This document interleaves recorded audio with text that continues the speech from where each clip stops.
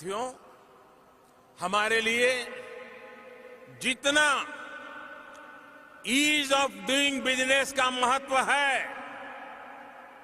उतना ही ease of living का भी।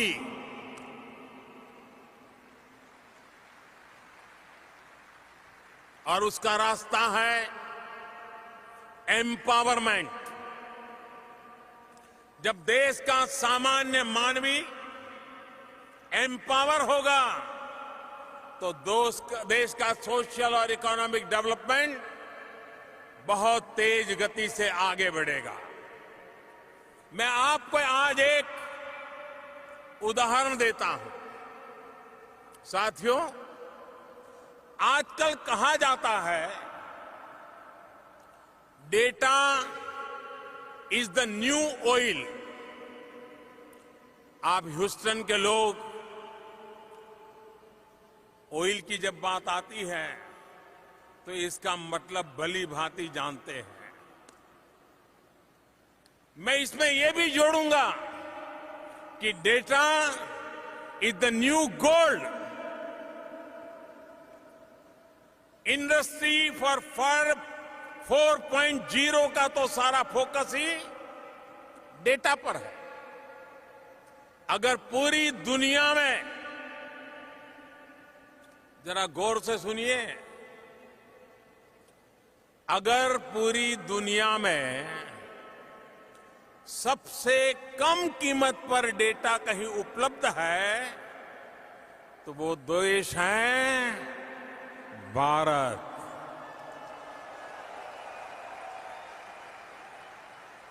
आज भारत में 1 GB डेटा की कीमत है सिर्फ 25 to 30 सेंट के आसपास। यानी $1 का भी चौथाई हिस्सा।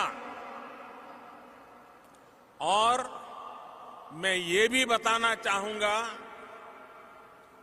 कि 1 GB डेटा की वर्ल्ड एवरेज की कीमत इससे 25 से 30 गुना ज्यादा है। ये सस्ता डेटा भारत में डिजिटल इंडिया की एक नई पहचान बन रहा है। सस्ते डेटा ने भारत में गवर्नेंस को रीडिफाइन भी किया है। आज भारत में सेंट्रल गवर्नमेंट और स्टेट गवर्नमेंट्स की करीब करीब 10,000 सर्विसेज ऑनलाइन उपलब्ध है।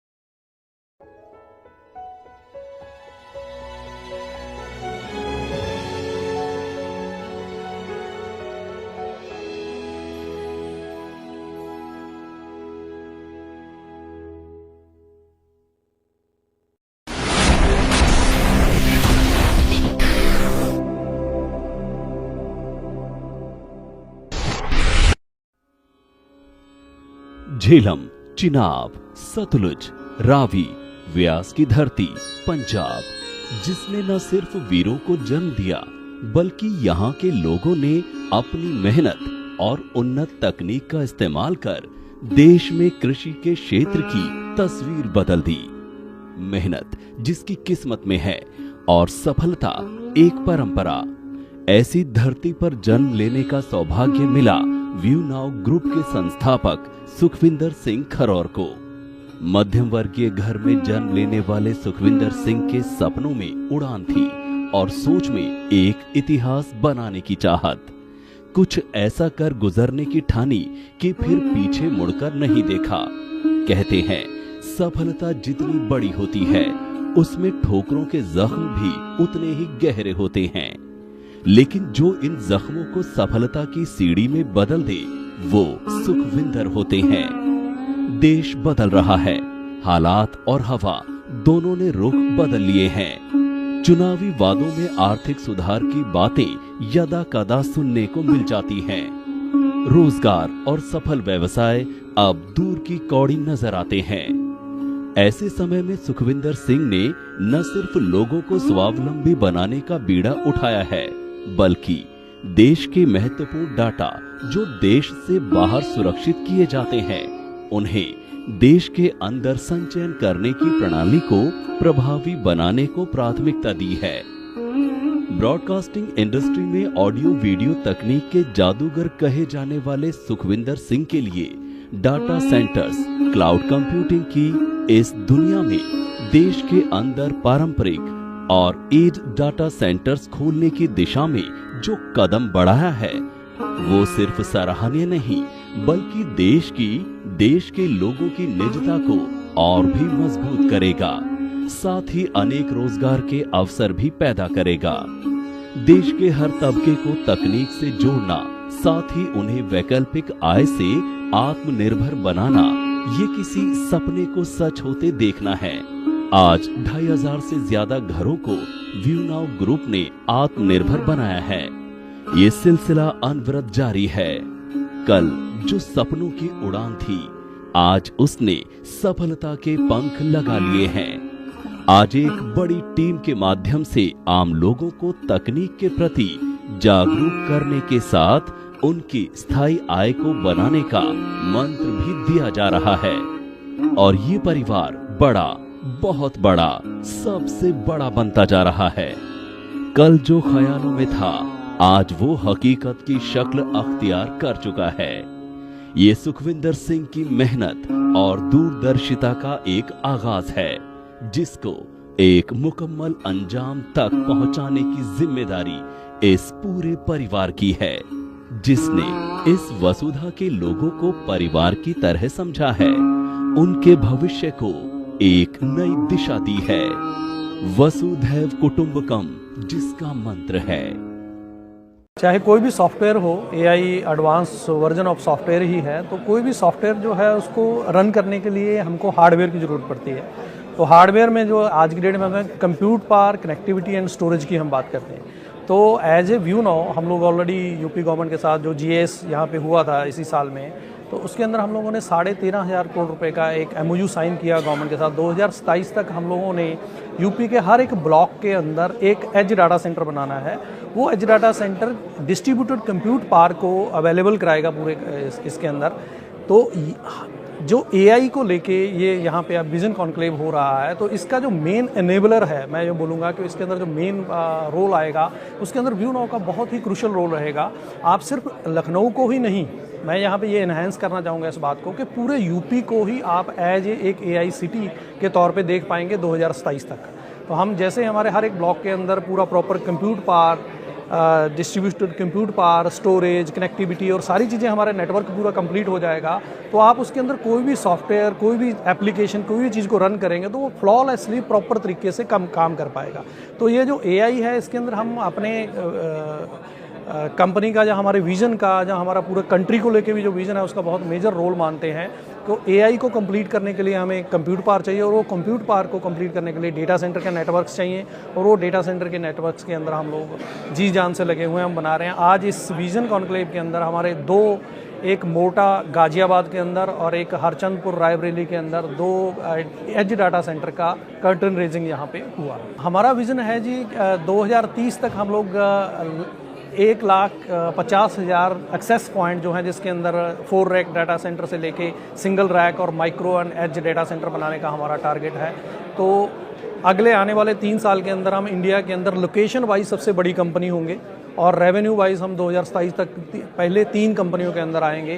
तो हमारा जो मेन है इसको हम बोलते हैं डिजिटल हाईवेज। तो इंडिया के अंदर जिससे कंट्री को आगे ग्रो करने के लिए हमें एक्सप्रेस वे बनाने की ज़रूरत है, हाईवेज बनाने की ज़रूरत है, उसी तरीके से हमारी सारी चीज़ें प्रॉपर काम करें, हमारा सैस काम करे, हमारा यास काम करे, तो उसके लिए डिजिटल हाईवेज़ की ज़रूरत है। वो डिजिटल हाईवेज़ का नेटवर्क जो है उसके अंदर नंबर 1 कंपनी बनाने का हमारा विज़न है और 2030 तक 1.5 लाख साइट हम इंडिया के अंदर इनेबल करेंगे और इंडिया को कनेक्ट करेंगे वर्ल्ड के साथ, तो ताकि फ्लॉलेसली जो हम काम करना चाह रहे हैं, जो डिजिटल नेशन की बात हो रही है, इंडिया 2.0 की बात हो रही है, वो प्रॉपर तरीके से काम करे। तो उसके अंदर as a backbone view now का विजन है और ये प्रॉमिस है अपने कंट्री के साथ कि हम अनेबल करेंगे। इनिशियल स्टेज पे ये बहुत टफ था क्योंकि आउट ऑफ बॉक्स थिंकिंग की जो हम बात करते हैं, जहाँ एक बिल्कुल ही अलग विजन के साथ आना, देखिए मिलियन स्क्वायर फुट की स्पेस की बात करें, ट्रिलियन या बिलियंस ऑफ डॉलर की बात करें, तो बहुत सारी बड़ी कंपनियां दुनिया के अंदर हैं जो डेटा सेंटर पे काम कर रही हैं और हम लोग सोच भी नहीं रहे हैं कि यहाँ पे हमने काम करना है। लेकिन फिर भी हमारे देश के जो इंडस्ट्री लीडर्स हैं,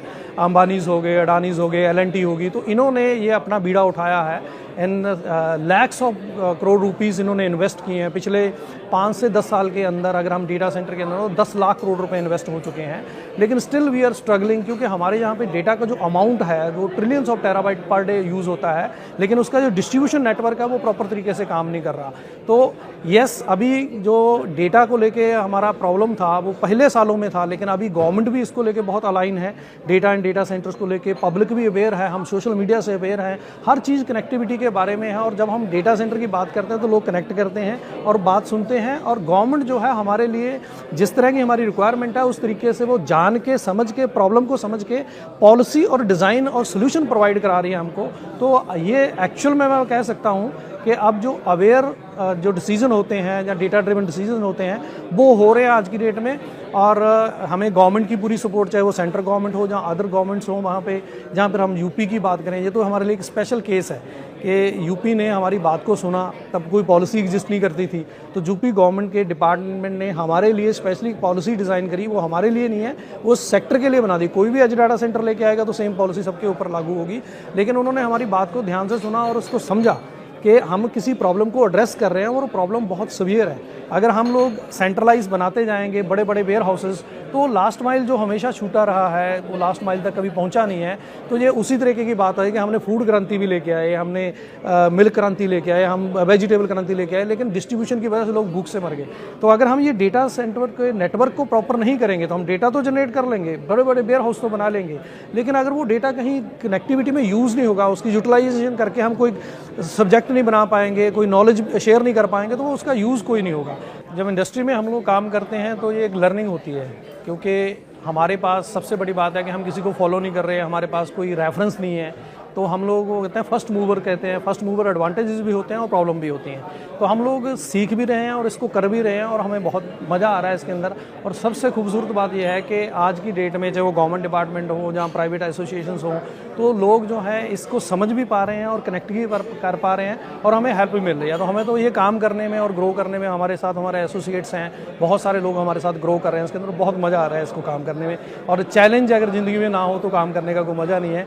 तो हमने जिस दिन पहले दिन ये बात बोली थी तो हमको सबने ऐसे ही बोला था कि क्या पागलपंती वाली बात कर रहे हो। तो आज लेकिन हर कोई बंदा इसी बात पे बात कर रहा है। लेकिन आने वाले मैं इसमें बता दूंगा कि हम इंडिया के लोगों द्वारा इंडिया के लिए और दुनिया के लिए जो हमेशा बात हुई है वो बात यहाँ से निकलेगी। व्यू नाउ ग्रुप इंडिया को अपना प्राउड जो है वो देगा कि डेटा सेंटर, जहाँ एज डेटा सेंटर के अंदर पूरी दुनिया को जो टेक्नोलॉजी सप्लाई करनी है, हमने जो एंड टू एंड टेक्नोलॉजी की हम बात करते हैं, अभी भी हम डिपेंडेंट हैं बहुत सारी चीज़ों के ऊपर, हम क्योंकि हम चिप पे नहीं हैं, बहुत उसका बेसिक पॉइंट है।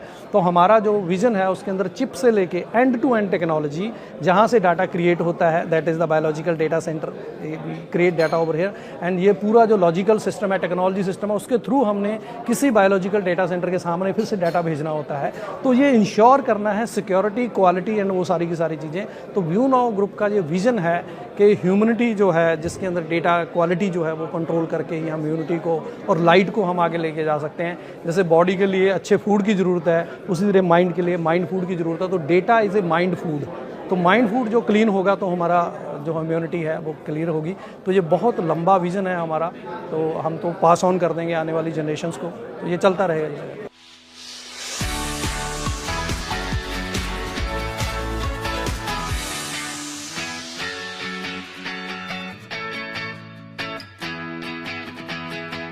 इस वक्त की बड़ी खबर अगली आपको बता रहे हैं जो कि लखनऊ से मिल रही है। यूपी के हर जिले में अब डाटा सेंटर बनाया जाएगा। यूपी में एज डाटा सेंटर का नेटवर्क स्थापित किया जाएगा। दुनिया का सबसे बड़ा नेटवर्क होगा स्थापित। मुख्य सचिव दुर्गा शंकर की उपस्थिति में एमओयू साइन किया गया। एसीएस औद्योगिक विकास अरविंद कुमार भी इस दौरान मौजूद रहे। डाटा सेंटर के निवेश को लेकर एमओयू साइन किया गया। 75 जिलों में 750 डाटा केंद्र स्थापित करने की योजना बनाई गई है। यूपी सरकार और व्यू नाउ इन्फोटेक के बीच ये करार हुआ है। 13,500 करोड़ के एमओयू पर हस्ताक्षर किए गए हैं। सभी जनपदों में डेटा सेंटर के लिए इंफ्रास्ट्रक्चर भी विकसित किया गया है। चलिए अब रुक करते एक बार फिर हमारे संवाददाता अश्विनी का। अश्विनी, यूपी के अब हर जिले में डाटा सेंटर स्थापित किया जाएगा, किसको लेकर क्या कुछ अपडेट? देखिए, सरकार की तरफ से एक बड़ी पहल किया गया है, जहां नोएडा में अभी हाल ही में मुख्यमंत्री योगी आदित्यनाथ ने एक बड़े डाटा सेंटर का लोकार्पण किया था। वहीं अब उत्तर प्रदेश के सभी जनपदों में डाटा सेंटर बनाने की जो कवायद है उसको किया जा रहा है। और ये बताया जा रहा है कि सभी 75 जनपदों में डाटा सेंटर बनाया जाएगा और इसके लिए बाकायदे एमओयू भी साइन किया गया है। जो मुख्य सचिव हैं दुर्गा शंकर मिश्र, उनकी उपस्थिति में एमओयू साइन हुआ है। लगभग 13,500 करोड़ का जो निवेश है वो डाटा सेंटर के लिए किया जाएगा। ये कहीं न कहीं एक बड़ी खबर है कि उत्तर प्रदेश पहला ऐसा राज्य होने जा रहा है जहां सभी जनपदों में डाटा सेंटर बनाया जाएगा। और ये कहीं न कहीं डिजिटल क्रांति में बड़ा प्रयास किया जा रहा है कि अब इससे तमाम जो डाटा है उसको एकत्रित किया जाएगा और एक क्लिक पर तमाम जानकारियां जो है वो मिलेंगी। तो इसके लिए पहले नोएडा में एक बड़ा डाटा सेंटर जो बनाया गया था, लेकिन अब उत्तर प्रदेश के सभी जनपदों में जिलों की जो डाटा है उसको तैयार करने की कोशिश किया जाएगा। इसके लिए बाकायदे इन्वेस्टमेंट को लेकर जो है एमओयू भी साइन किया गया है। और ये बताया जा रहा है कि सभी जनपदों में लगभग 750 से ज्यादा जो डाटा सेंटर है वो तैयार किए जाएंगे। अपर मुख्य सचिव औद्योगिक विकास अरविंद कुमार के द्वारा ये एमओयू साइन हुआ है। जो view now infotech private limited company है उसके साथ ये करार किया गया है। और एक बड़ा प्रयास हो रहा है उत्तर प्रदेश में कि डाटा सेंटर बनाया जाए सभी जनपदों में, ताकि जो लोग हैं उनकी जानकारी वहां पर एकत्रित किया जाए। इससे सरकार को और आम जनता को इससे सहूलियत मिल सके। अश्विनी, जिस तरह से दुनिया का सबसे बड़ा नेटवर्क अब स्थापित किया जा रहा है उत्तर प्रदेश के हर जिले में, क्या लगता है इससे लोगों को क्या कुछ फायदा होगा और उसका क्रियान्वयन किस तरह से किया जाएगा? बिल्कुल, देखिए, अगर हम बात करें तो फायदे सबसे ज्यादा रोजगार को फायदा मिलेगा, क्योंकि जब डाटा सेंटर बनेगा तो तमाम जो आईटी इलेक्ट्रॉनिक्स के जो स्टूडेंट्स हैं उनको सीधे रोजगार से जोड़ने का जो काम है वो किया जाएगा। क्योंकि इतना बड़ा नेटवर्क तैयार उत्तर प्रदेश सरकार कर रहा है तो उसके लिए लोगों की जरूरत पड़ेगी काम करने के लिए। तो रोजगार की दृष्टि से भी एक बड़ा प्रयास होगा। साथ ही साथ तमाम वो जानकारियां हैं जो आम आदमी को दर बदर भटकना पड़ता है, तमाम फाइलों को ढूंढना पड़ता है, वो नहीं करना होगा। एक ही क्लिक में तमाम जानकारियां, चाहे वो जमीन से संबंधित हों, चाहे वो कानून संबंधित हों, चाहे तमाम और सूचनाएं हैं, एक ही क्लिक में जानकारी। इसके लिए एक डाटा सेंटर बनाना बहुत ही जरूरी था और इसलिए लंबे समय से प्रयास भी किया जा रहा था। और ऐसे में अब उत्तर प्रदेश पहला ऐसा राज्य बनने जा रहा है जहाँ सभी जनपदों में एक डाटा सेंटर तैयार किया जाएगा और उससे सरकार को भी बड़ा फायदा मिलेगा, साथ ही साथ आम नागरिक को भी इससे बहुत ही सहूलियत मिलने वाली है। तो बिल्कुल अश्विनी, कहीं ना कहीं अब डिजिटलाइजेशन पर सरकार का ज्यादा फोकस रहेगा। जिस तरह से फाइलों का कामकाज जो होगा वो कम होगा और कहीं ना कहीं अब जो युवा हैं उन्हें रोजगार भी प्राप्त होगा। अश्विनी, आपसे और जानकारी हम लेते रहेंगे। तो बता दें आपको, अब दुनिया का सबसे बड़ा नेटवर्क उत्तर प्रदेश में स्थापित होने जा रहा है। इसका सीधा जो फायदा है वो आम जनता को मिलेगा। सबसे ज्यादा फायदा रोजगार जो अनएम्प्लॉय युवा हैं उनको मिलेगा। इसके साथ ही आपको ये जानकारी भी दे दें कि 13,500 करोड़ के एमओयू पर हस्ताक्षर कर दिए गए और दुनिया का सबसे बड़ा नेटवर्क अब स्थापित उत्तर प्रदेश में होने जा रहा है। उत्तर प्रदेश को डिजिटल दुनिया में स्थापित करने के लिए व्यू नाउ ने प्रदेश में 2 स्थानों पर डाटा सेंटर का कर्टन रेजर किया। शुक्रवार को आयोजित कार्यक्रम में view now infotech private limited के संस्थापक और सीईओ सुखविंदर खरौड़ ने नए डाटा सेंटर्स का कर्टन रेजर किया। संस्थापक और सीईओ सुखविंदर खरौड़ ने कहा कि ये डाटा सेंटर रायबरेली जिले के हरचंदपुर और गाजियाबाद के मोटा में स्थित है। तेजी से बढ़ती डिजिटल दुनिया में व्यवसाय में बढ़ती मांगों को पूरा करने के लिए डिजाइन किया गया है। बना रहे हैं जी, उससे क्या एक नया कंपटीशन पीरियड शुरू होने जा रहा है डेटा सेंटर को? ये एक्चुअली कंपटीशन की बात नहीं है।